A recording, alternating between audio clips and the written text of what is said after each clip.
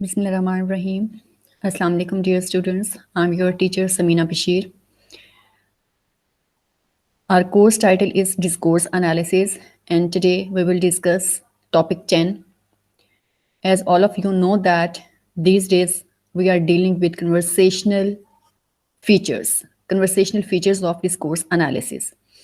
In previous lectures, we have discussed the cooperative principle of conversational conversation. Yesterday, we have discussed with the principle of politeness or politeness maxim. Today, we will discuss speech act theory. So, first of all, we will see the definition of speech act theory. Speech act theory means the theory holds that the meaning of linguistic expressions can be explained in terms of the rules governing their use in performing different or various kinds of speech acts, like admonishing or asserting, commanding, exclaiming, promising, questioning, requesting, and warning as well. So, in the philosophy of language and linguistics, speech act is something expressed by an individual that not only presents information but performs an action as well. So, in contrast to theories that maintain the linguistic expressions have meaning in virtue of their contribution to the truth conditions of sentences where they occur, speech act theory explains linguistic meaning in terms of the use of words and sentences in the performance of speech acts. Some exponents or some pioneers of this linguistic theory, speech act theory, claim that the meaning of a word is nothing in itself, but its contribution to the nature of the speech acts that can be performed by using it. So it depends upon the usage of that very word, that how we used that word, and we used that word in which situation, in which context, in which background. So there are two main exponents of this theory. The first one is Ludwig Wittgenstein. The second one is J.L. Austin. These two linguists provided important stimuli for the theory's development. So, speech act theory is a subfield or subgenre of pragmatics, and you know that pragmatics falls in the field of sociolinguistics. So, this speech act theory studies how words are used not only to present information but also to carry out different kind of actions.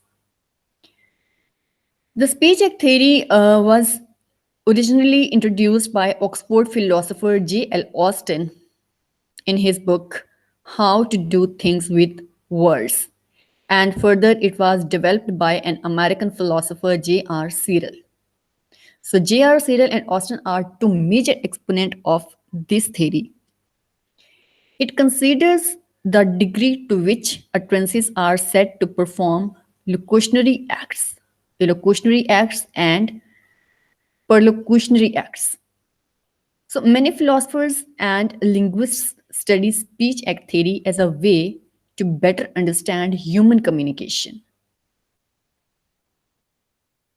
A linguist, Kammerling, said in 2002 that part of the joy of doing speech act theory from my strictly first person point of view is becoming more and more remindful of how many surprisingly different things we do when we talk to each other. So, when we talk to each other, we do surprisingly different kinds of things and represent different kinds of expressions. When a theory is developed, certainly it faces some criticism. So this theory also faces some criticism and also faced and still faces some different kind of criticism. So, criticism of speech act theory, when we talk about the criticism, although Searle's theory of speech acts has had a tremendous influence on uh, functional aspects of pragmatics, and it has also received very strong criticism. The first criticism that has been made on this very theory was the function of sentences. Some linguists argue that Austin and Searle base their work principally on their intuitions, focusing exclusively or primarily on sentences isolated from the context where they might be used. So they have isolated the words from their use. In this sense, one of the main contradictions to Searle's suggested topology is the fact that the elocutionary force of a concrete speech act cannot take the form of a sentence as Searle considered it. Rather, researchers suggest that a sentence is a grammatical unit, a syntactical unit also within the formal system of a language, of a particular language, whereas the speech act involves a communicative function separate from this. The other criticism that has been made on this theory was interactional aspect of conversation.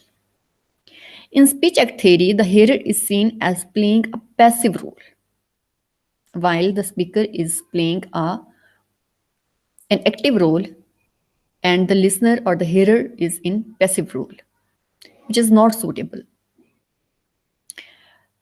The elocutionary force of a particular utterance is determined with regard to the linguistic form of the utterance and also introspection as to whether the necessary felicity conditions, not least in relation to the speaker's beliefs and feelings. So, this theory does not deal with the feelings and beliefs of hearer and are fulfilled. Inflectional aspects are thus neglected. So interaction could not be made more effective if we suppress the role of hearer.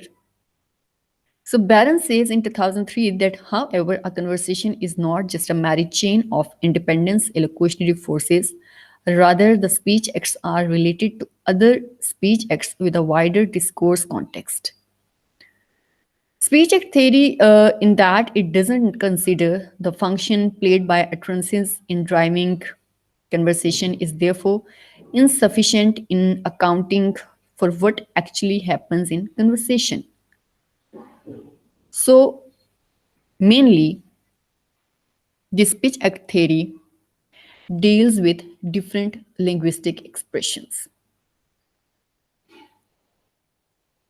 That how different kinds of linguistics expressions put their role in an effective communication, and how these expressions perform their role in the analysis or in the explanation of words meanings.